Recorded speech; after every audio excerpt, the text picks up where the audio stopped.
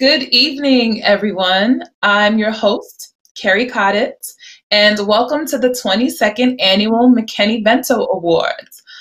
Just so you know, this is virtual, okay? None of us has ever done anything like this before. We've been practicing Zoom for the last 10 months, and this is a whole new interface that is very cool and it's interactive. So I just want to let you guys know that you're here, we're here to support you, and we want to keep the energy going. So just make sure that as the event goes along, you can comment in the chat, you can put some little reaction buttons just so that we know that you're here, because right now it feels like I'm talking to myself. Not that I'm not used to that, but I'm just saying. So thank you all for joining. I'm not a comedian, I'm a lawyer. Okay, I lied. That was not how that was supposed to come out. I am a comedian, I'm not a lawyer. And I'm just here to keep the event lively and moving for you tonight. 2020 has been a hard year. I don't need to tell you that. I feel like for the last 10 months, all I've been doing is watching the news and washing my hands. And so I'm so relieved to be here with y'all tonight, just doing something different. We're so grateful that you are joining us tonight to honor the wins and successes that we have had this year. It's important that we're grateful for the things that we've done. And so that's what this is all about. This year has not been easy for any of us, but especially for our unhoused neighbors. People in shelters have faced extraordinary risk of contracting COVID-19. The people not in shelters are even more vulnerable. And there are another 30 million people in America who face eviction and homelessness due to job loss or illness without the necessary rent relief. So it's real out there. Additionally, what we saw this year were the continued murders. I can't even say the word, I'm just so sick of having to say the murder of Black people. Like my body rejected the idea just now. But this year we have seen countless continued murder of Black neighbors and violence towards Black, Indigenous, people of color, the LGBTQ+ community, and other marginalized groups, all of who are facing higher rates of homelessness. And that all continues to be on the rise. The federal civil rights protections for these groups are also being gutted. So what we're doing here tonight is really, really important. What I know to be true is that the Law Center and every one of you have not sat by idly. You have mobilized, you protested, you've served, you've written, you've educated, you've gone to court. I've gone to court too, but for separate reasons. You know what I'm saying? Sometimes I'm on the other end of that proceeding, but 2021 is really going to be my year.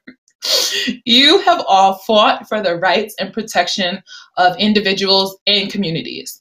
You have worked with your legislators and governments to implement short and long-term solutions. And most importantly, you have shown that decriminalizing homelessness and providing safe and accessible housing is possible, because people act like it's not, but it's possible. And we know it because y'all are doing it every day. So tonight, we're going to see each other virtually from a safe distance as we honor key leaders in the fight to end and prevent homelessness. And we're going to celebrate together before going back to the work tomorrow.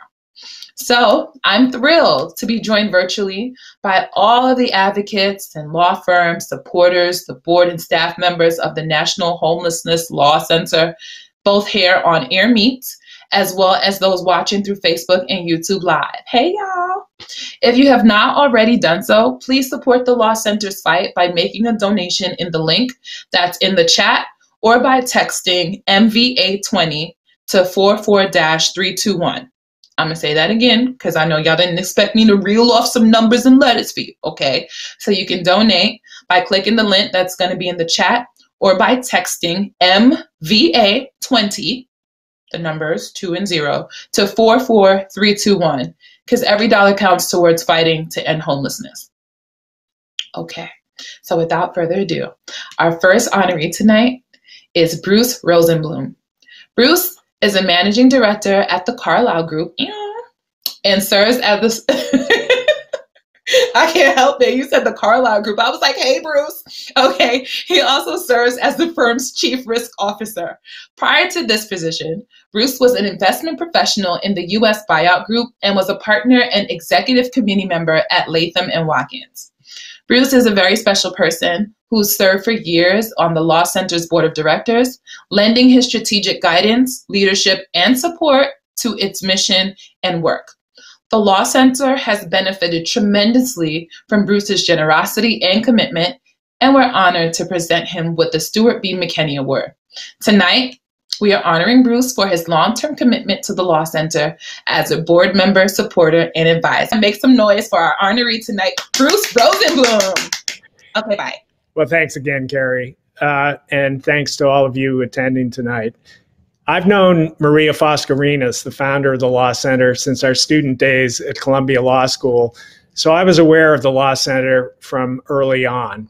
But it wasn't until I got involved personally in 2007 that I really began to appreciate the critical role the Law Center plays in ensuring the rights of homeless people, educating officials and citizens about issues impacting homelessness, and charting a path towards acceptance of the right to housing and the elimination of homelessness.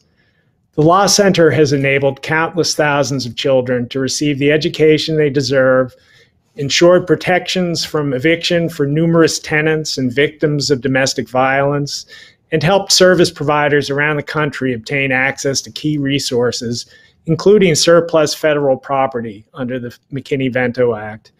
And the Law Center is now leading the fight to push back against the troubling trend in some jurisdictions of attempting to criminalize homelessness.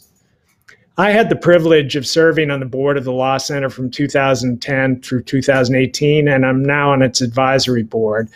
I've seen firsthand how the Law Center accomplishes its national impact efficiently and on a very modest budget. Critical to its success is the leveraging of first-class pro bono legal talent, and I heartily applaud the contributions made by tonight's Pro Bono Council Award recipient Fish and Richardson, as well as the Law Center's other pro bono partners, and particularly those firms which participate in the LEAP program. But financial support is the fuel necessary to make this engine run. To all the sponsors of tonight's event and attendees who have made contributions, thank you for all you have done and will do to ensure that the Law Center is able to continue its impactful work. Maria is aware that my personal passion is music, and she suggested that maybe I'd like to contribute a small musical offering tonight. So later on, you'll hear a short excerpt from a song my wife Lori and I put together for our friends and family this Thanksgiving, entitled Giving Thanks. While I'm honored and humbled to receive this award, I fully recognize that those who most deserve to be honored are Maria and the staff of the Law Center, who have devoted their careers to this important work. I'd like the song to be a special thanks to them and an appreciation of their efforts. So back to you, Carrie. Thank you so much. Congratulations again, Bruce. I cannot wait to hear this song, by the way, a man of many talents. Thank you for all that you've done for the Law Center and for the movement to end homelessness, Bruce. We'll see you again in a little bit. Thank you to everyone who has been watching. Thank you all for whoever's donated thus far. We really appreciate you. Later on, we're going to check in to see exactly how much we've raised thus far. And so make sure that you are clicking the link in the chat and texting MVA20 to 44321. Now, our next presenter has worked with Congressman Vento and is a member of the Law Center's Board of Directors and tonight's host committee. So here to present the Bruce F. Vento Award, let's welcome Kirsten Johnson Obey. Thank you so much, Carrie, and another shout out thank you to everyone who has sponsored and given to this incredible event this evening. Every dollar counts, as you heard, and we are so grateful your contributions enable the Law Center to achieve maximum impact around the country, whether the work is through litigation, lawyers and stuff, Carrie, education, or working with our elected policy makers. This year, the Law Center had the privilege to work with Representative Pramila Jayapal of Washington State's 7th District to help draft and introduce the Housing is a Human Right Act of 2020. The bill, currently in committee, aims to address and end the root causes of homelessness, transition communities towards providing housing for all, and ensure full democratic participation of persons experiencing homelessness. Though the Law Center, under Maria's dedicated leadership, has been calling for a human right to housing for decades, people, seeing this bill come to fruition on a federal level has been momentous. For this reason, and the Congresswoman's tireless fight for marginalized groups across the country, the Law Center is proud to honor Representative Jayapal with the Bruce F. Vento Award. Congratulations. Good evening, everyone. I'm Congresswoman Pramila Jayapal, the representative for Washington's 7th Congressional District in the U.S. House of Representatives. I'm excited to join you this evening, and I'm deeply honored to accept this year's Bruce Vento Award from the National Homelessness Law Center, a standout organization that I've been grateful to organize alongside over the years. Inside and outside the halls of power, we have fought for dignity and justice for the more than 500,000 people who experience homelessness on any given night across America. As someone who has witnessed the power of your dedicated work up close, I couldn't be more proud of the coalition that we've built and the progress that we've made. Together, we are working toward a vision where those experiencing housing instability and an affordability crisis have a voice, where no one in the wealthiest nation on earth goes to bed without adequate food, shelter, physical and mental health care, and where everyone understands what we already do, that housing is a human right. I'd like to take a moment to celebrate some of that work that we've done together this year. First and foremost, the Housing is a Human Right Act. As many of you know, this award is named after Bruce Vento, a former congressman who helped pass the first major piece of legislation that devoted federal funds to homeless shelters. It's a law that we still rely on today. And of course, its architect is your very own executive director, Maria Fascarinas.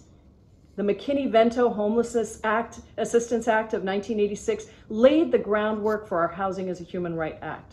And with your help, I introduced this bold legislation as a direct way to tackle housing insecurity at its source by authorizing more than $300 billion for crucial housing infrastructure.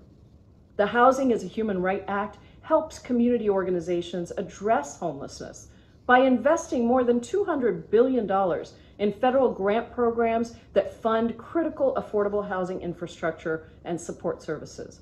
This bill not only works to help those who need resources, but it also cracks down on those who profit from displacement. Additionally, it ensures that the federal government is putting people at the center of its work and prioritizing housing over handcuffs. And so important to many of our goals, it reaffirms that every person has innate rights, no matter where they sleep. Our collective mission is rooted in an understanding that this homelessness and affordability crisis is urgent, but it is also completely solvable. These are the challenges of our own making, and during a public health and economic crisis, we are seeing them magnified. 1/4 of our entire workforce is unemployed, and many people have seen their sources of income reduced, cut, or eliminated for the foreseeable future. I was proud to help pass the CARES Act through the House, which put into place a moratorium on evictions and foreclosures. And I also fought to renew these critical policies when the House passed another robust relief package last month. But I know that we need to do even more. That's why I helped introduce the Rent and Mortgage Cancellation Act. Retroactive to April, this legislation ensures that all rent and mortgage payments are canceled throughout the duration of this pandemic. That would deliver certainty, predictability, security, and hope to so many renters and homeowners. I'm also working to make sure that those experiencing homelessness have other basic needs met. Last month, I worked across the aisle to introduce a bipartisan bill that would increase access to free meals for young adults living in emergency shelters. But we know better than anyone that there's so much more work to be done, and that work is urgent. So how do we accomplish our vision and not only live our values, but make the law reflect them? The key is not to slow down now. If we put our foot on the pedal and we refuse to let up, we absolutely can achieve our agenda that lifts people up. Let's remember, we progressives are simply first to the best and most just ideas.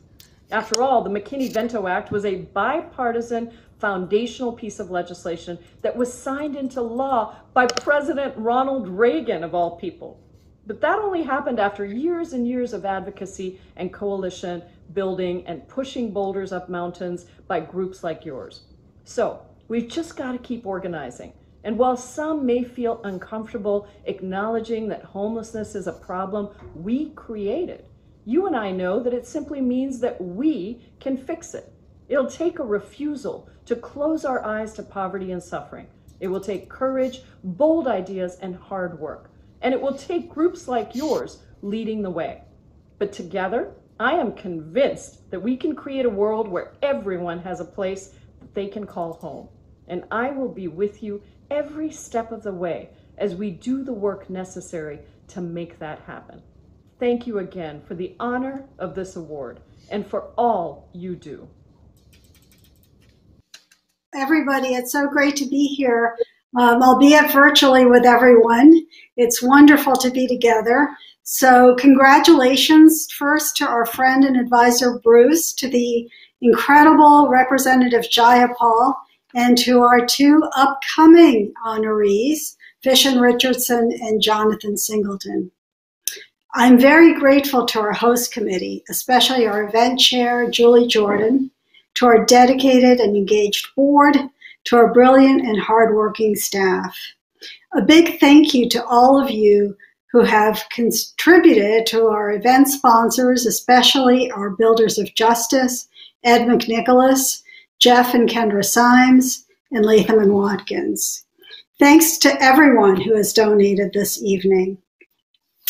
We have already raised over $240,000 towards our goal of $275,000.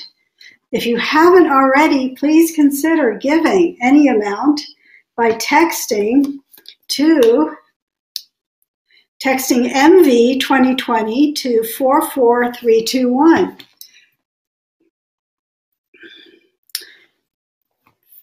And thank you.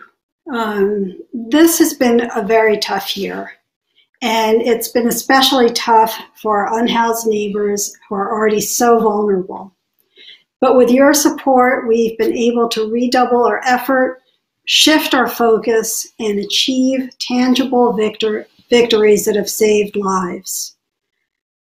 We beat back a draconian plan from the Trump administration to criminalize people simply for being homeless, building on our landmark ruling in Martin v. Boise that criminalizing homelessness is not only inhumane and ineffective, but also unconstitutional.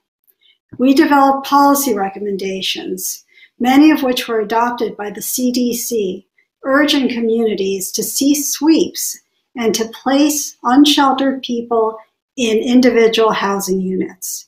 We also helped our local partners actually use those guidelines, getting thousands of people into hotel rooms in communities around the country.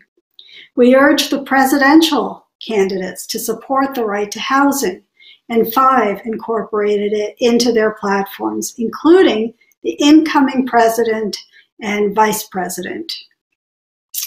We also fought for the right to housing at the state and local level, and we helped get introduced a bill to amend the California Constitution to include the right to housing, the first such bill in the country.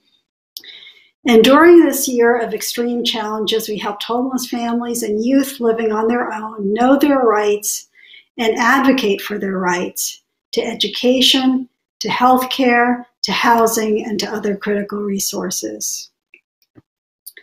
This has also been a momentous year for the Law Center itself. We announced a new, more streamlined name and look for the Law Center, and we hope you like them. And I announced that 31 years after founding the Law Center, I will be stepping down as executive director and turning my focus to writing and teaching. It's bittersweet, but I know I will leave our work and our organization on a strong trajectory. I'm gratified by the response we've gotten to our search for a new executive director, and we hope to announce a new leader for the Law Center soon. Meanwhile, thank you to everyone who supported the Law Center and me personally for all of these years in our fight for dignity, justice, and the human right to housing. And now, a special musical treat to help us share those thanks. Please welcome back our McKinney honoree, Bruce Rosenblum.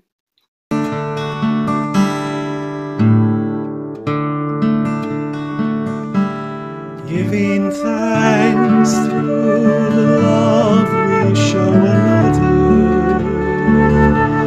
through the comfort and care we can provide. Treat the stranger as a sister or a brother, lifting those brushed aside. Give thanks for the world we're blessed to live in, and give hope for a world that's yet to be.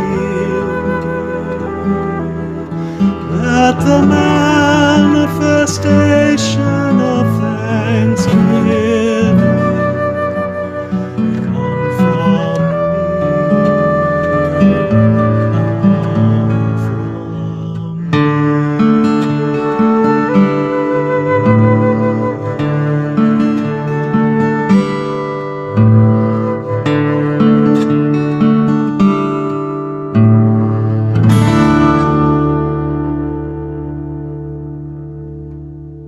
We are back. First of all, shout out to Bruce for that song. It's going to be in my head for like the next few days. I just know it. And thank you to Maria for your vision, your bravery, and your strength in founding and leading the Law Center for all of these years. I hope that you had a good break. I know some of y'all probably didn't know we were really breaking, but yeah, we broke, okay? I went to the bathroom. I poured something in my cup. I won't tell you what it is, but I'm over 21, so mind your business. And thank you so much to everyone who's donated thus far. As you can see on the screen, those are the instructions. If you want to join in on the donating fund by texting MVA 2020 to 44321. I want to shout out some of the people who have donated thus far. Let's see, we have Catherine Prescott donated $105. Peter Thomas donated $2,500. Who else do we have? Lots of donations coming in. Ellen Lee Degnan donated a minute ago, $25. Shout out to Lawrence who donated $250. Just keep donating. Thank you all for all of your generosity thus far. We're having such a good time tonight, and I want to keep the show going. And so without further ado, I am going to introduce the chair of this year's host committee, Julie Jordan. Good evening, everyone. It is an honor to be here with you tonight, representing the incredible McKinney-Vento Awards host committee to commemorate the 22nd annual McKinney-Vento Awards. As you all know, the Law Center's success is due to the support of its funders, donors, and sponsors, but it is also due to the over $5 million in donated legal services each year. Thanks to the Law Center's pro bono partners, especially members of LEAP, your dollar goes 5 times as far. And these pro bono partners enable the Law Center's advocacy and litigation successes. This year, the Law Center is pleased to honor one partner that took not one, but 2 arduous and important projects. Fish and Richardson has served as pro bono counsel in Bloom v. San Diego and is the Law Center's criminalization SWAT team, identifying harmful ordinances.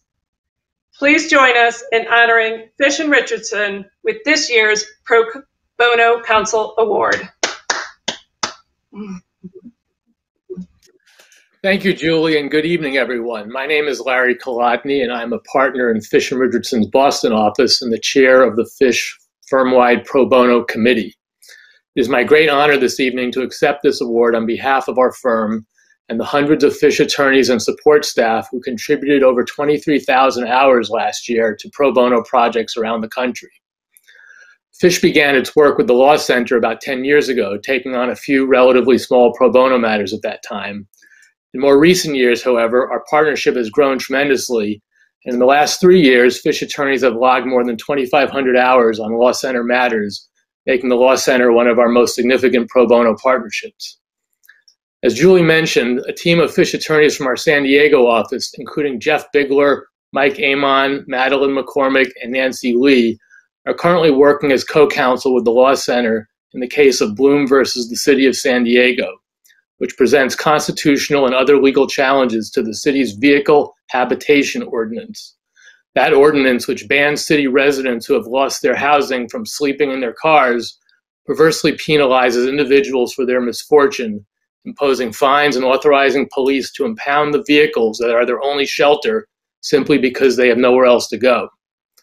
Our team argued that the ordinance was unconstitutional because of the city's arbitrary and discriminatory enforcement of its vague and ill-defined prohibitions.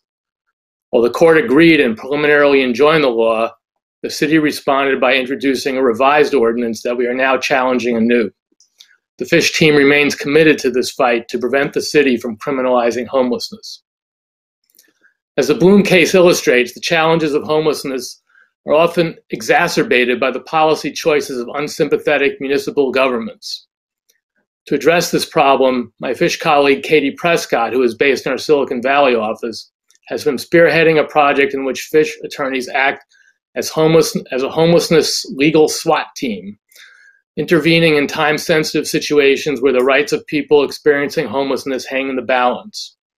Katie's team writes letters to educate city officials and lawmakers with relevant legal analysis and policy background to inform their decision-making. Two notable achievements of this effort have been to help pass a Baltimore law regarding anti-discrimination in rental housing and to postpone the destruction of a homeless encampment in Milwaukee until residents could find viable alternative housing. Let me close by saying that while we at Fish appreciate the recognition and honor of this award, we believe that it is both our privilege and our duty as lawyers to be able to make these kinds of positive interventions in the lives of others. While Fish's day-to-day practice is primarily focused on intellectual property law, the disputes between corporations, I regularly hear from my colleagues who tell me how pro bono work, with its direct impact on individual lives, is the most meaningful work that they do. And as I was reminded by a colleague at our recent Pro Bono Week celebration, our law licenses endow us with a true superpower, the power to provide access to the justice system to those who most need it. And with that power comes a responsibility, the responsibility to further the cause of equal justice for all. And so we are truly grateful to the Law Center for providing us with these opportunities to live up to the highest ideals of our profession while working to address the tremendous injustices faced by those experiencing homelessness in this country. Thank you again for the privilege and the honor of joining in the work that you do.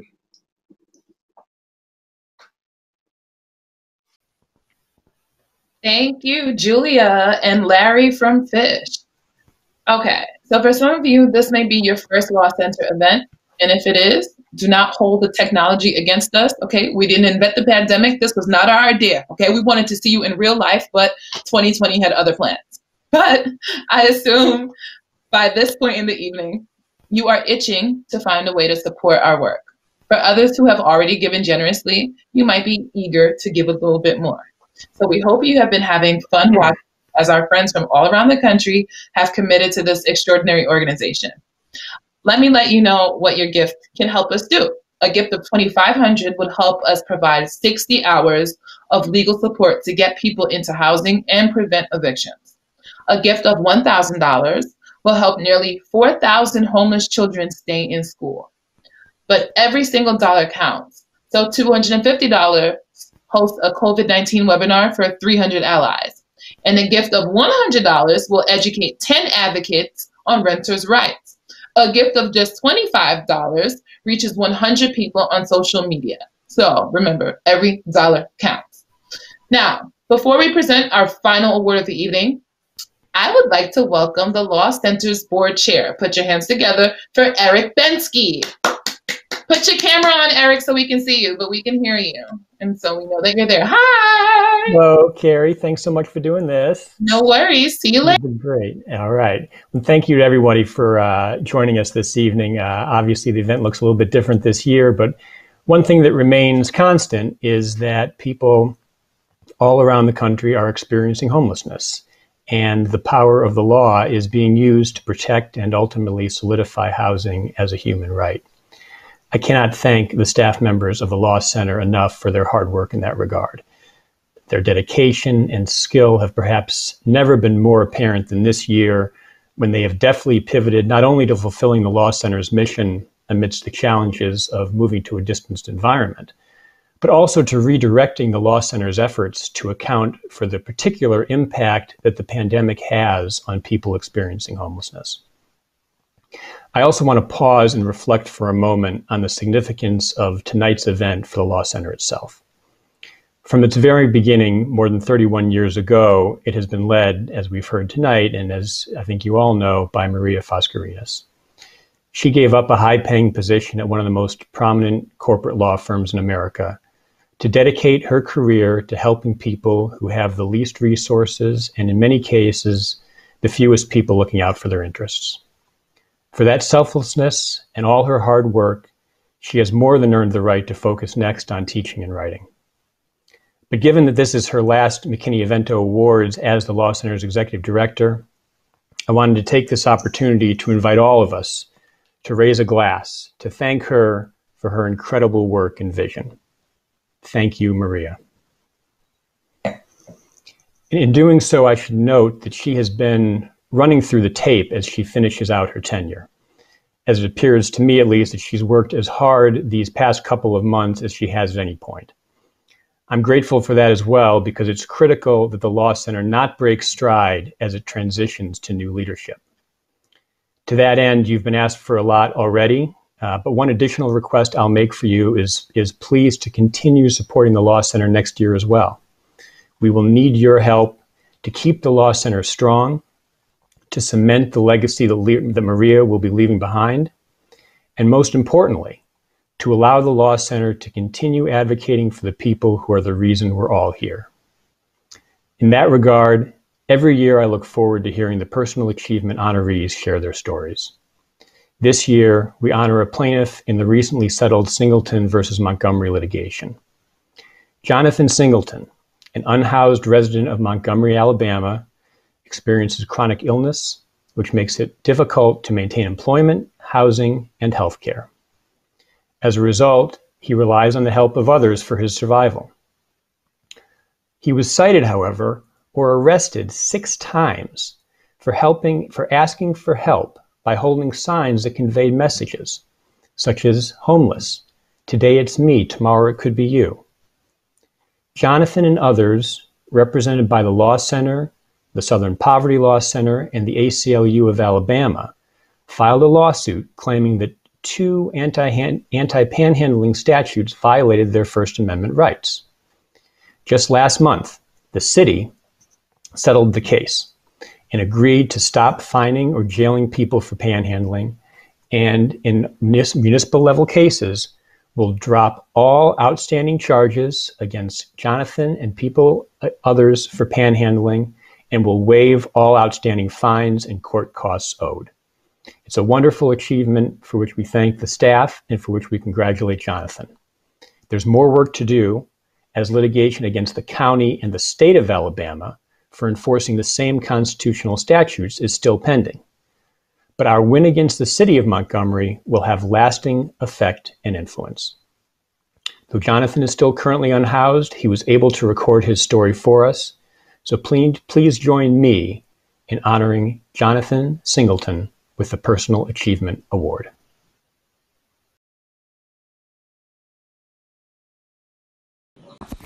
My name's Jonathan Singleton. My family's from Union Springs, Alabama.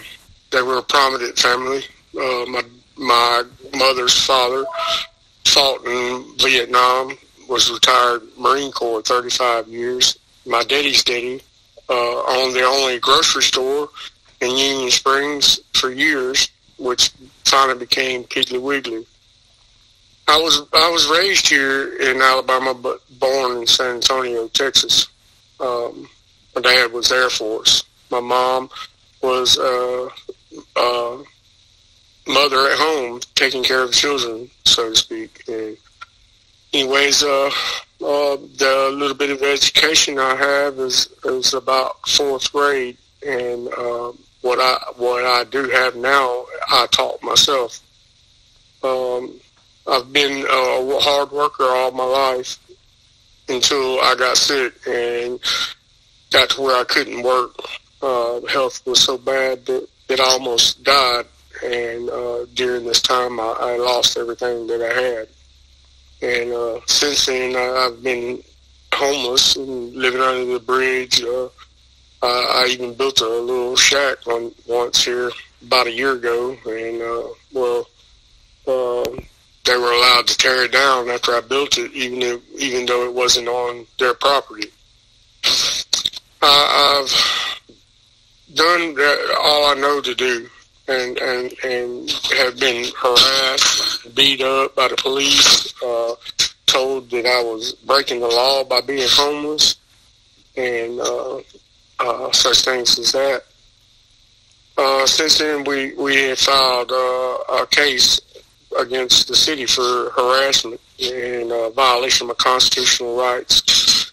And from what I understand, the judge has signed off on an agreement that I and the city have come to. And I will say that it is looking up, prominent for us, maybe. Us as in homeless people. They've started a homeless person task force. Yes, they started a police task force for homeless people, and they cleared my money that I owed them, and any jail time that was owed to them. I won't have to do any of that anymore, so that's cleared. That's a plus for sure. And we're hoping maybe we could get the laws changed in Alabama from vagrancy, where it is not illegal to be homeless. That's about all I got right now. You, Jonathan, I know that you're not really here, but I still feel like I need to thank you for sharing that powerful story and that testimony. And thank you, Eric Bensky. Thank everyone for being here tonight thus far. This has been an amazing event for a wonderful cause. And I hope that you're as inspired as I am by this wonderful organization that is helping to prevent and end homelessness. So congratulations to our 2020 McKinney-Vento honorees. And please, please give a round of applause to our 2020 McKinney-Vento Awards Committee, Maria Foscarinis, our sponsors, and the entire staff of the Law Center for all of their hard work and their effort in hosting this wonderful event. Thank you all for joining us. My name is Carrie Coddett. Please stay and visit in the virtual lobby. You can have a seat, you can put your video on or off, have your audio on or off, and you can just chat and mingle with everyone else. Thank you so much. Enjoy the rest of your evening, and may 2021 be better than 2020 was. Thank you so much and have a great night. Bye.